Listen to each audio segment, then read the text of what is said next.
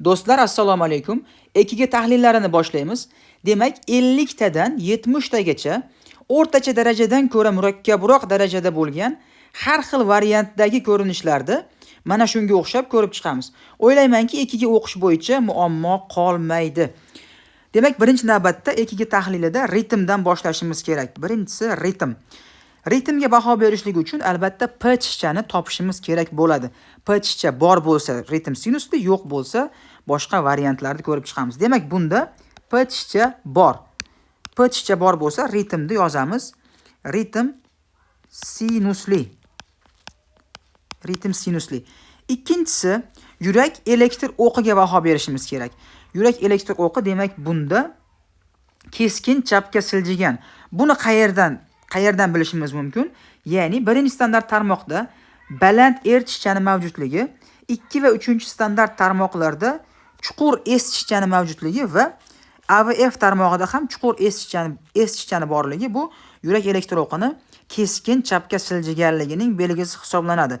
Yurak elektr o'qi keskin chapga siljishligi bu giz tutamini chap oldingi oyog'ini to'liq blokadasida mana shu holat yuz beradi.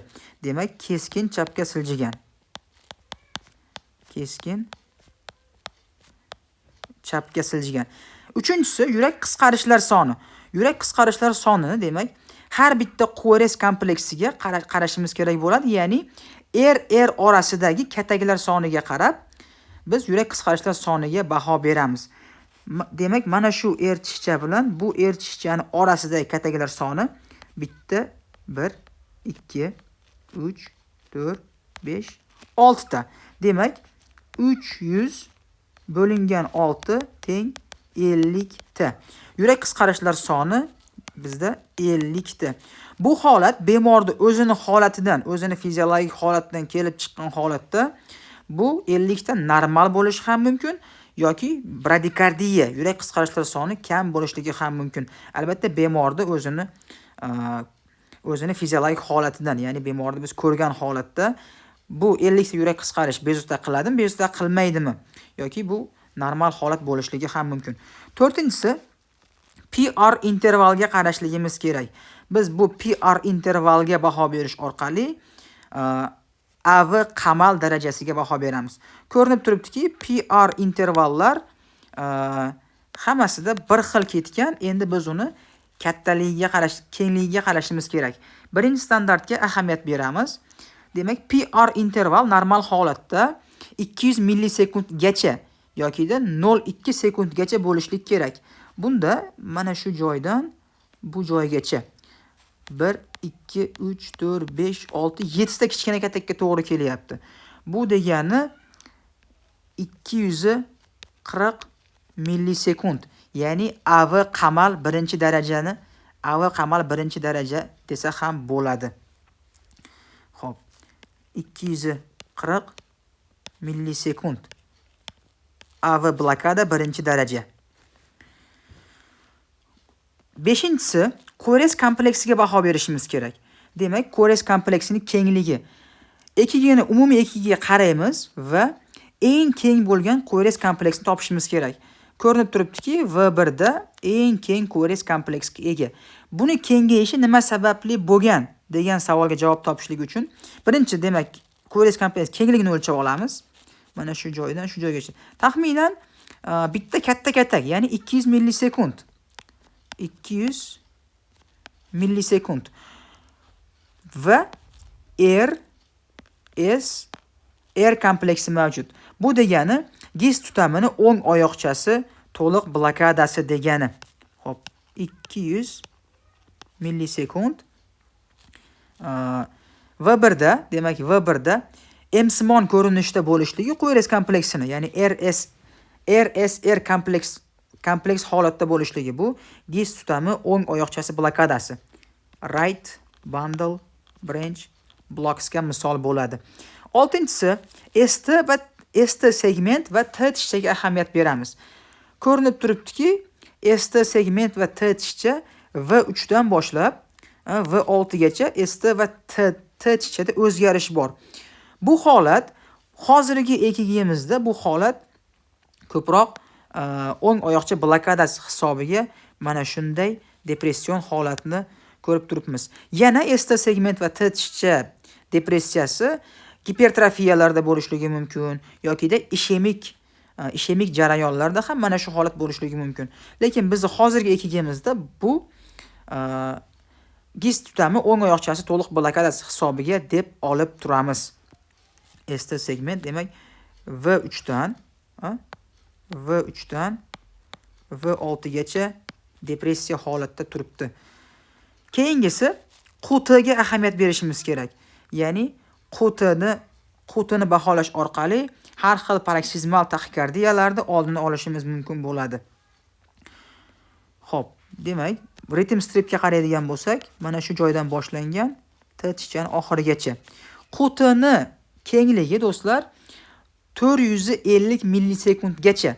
Erkaklarda 440 millisekund, ayollarda demak 450-460 millisekundgacha normal holatda bo'ladi. Bunda demak hisoblaymiz. Bitta katta katak, ikkita va 2 demak 12 ta kichkina katakchaga to'g'ri kelyapti. Bunda 12 ta bo'lsa 480 millisekund. Demak QT ozgina uzaygan. QT uzayishligi yurak qisqarishlar soni kam bo'lsa ham QT uzayadi yokida bunda ham o'ng oyoqcha to'liq blokadasi hisobiga QT uzayish jarayoni ro'y beradi.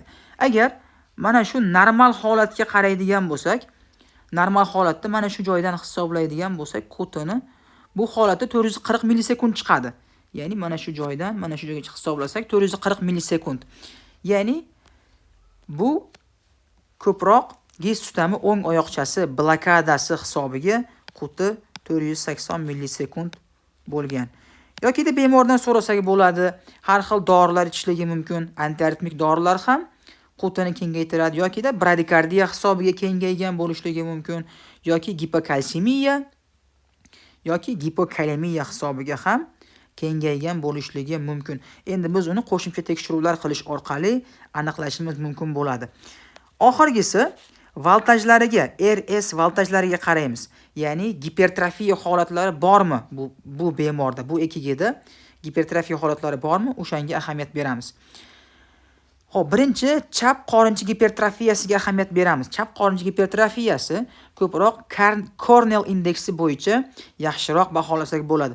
Cornell indeksi AVL kuchaytirilgan tarmoqqa qaraydigan bo'lsak, AVL da 11 mm dan yuqori bo'lgan QRS kompleksini tishcha voltaji 11 mm dan yuqori bo'lsa, biz chap qorinchi gipertrofiyasi deb tashxis qo'ya olamiz. Ya'ni bunda 1, 2, 3, 4. 4 ta katta katak bizda 20 millisekunddan 20 mm dan ortiq bo'ladi. Ya'ni chap qorinchi gipertrofiyasi bor. Endi o'ng qorinchi gipertrofiyasiga ahamiyat beramiz. Bunda V6 dagi S tishcha R va S nisbatiga qaraymiz. S tishcha ko'payib ketgan bo'lsa, bunda ham bunda o'ng qorinchi gipertrofiyasiga gumon qilsak bo'ladi. Ya'ni R tishchadan ko'ra, mana shu R tishchadan ko'ra S tishchani uzunligi katta bo'lib ketgan yokida R tishcha baland bo'lsa ham S tishcha 7 mm dan ortib ketgan bo'lsa, bu o'ng qorinchi gipertrofiyasiga misol bo'ladi. Demak, bu bemorda chap va o'ng qorinchi gipertrofiyalari mavjud. Ayniqsa mana bu ko'krak tarmoqlariga V2, V3, V4 ga qaraydigan bo'lsak, eng katta tishchaga ega. Ayniqsa bunda septal to'siq, ya'ni to'siq gipertrofiyasi va o'ng qorinchi gipertrofiyasiga gumon qilishimiz mumkin. Endi chap qorincha gipertrofiyasi bor, o'ng qorincha va ayniqsa to'siqda ko'proq gipertrofik o'zgarishlar bor, chunki tishcha voltaji yuqori holatda turibdi. Rahmat hammaga.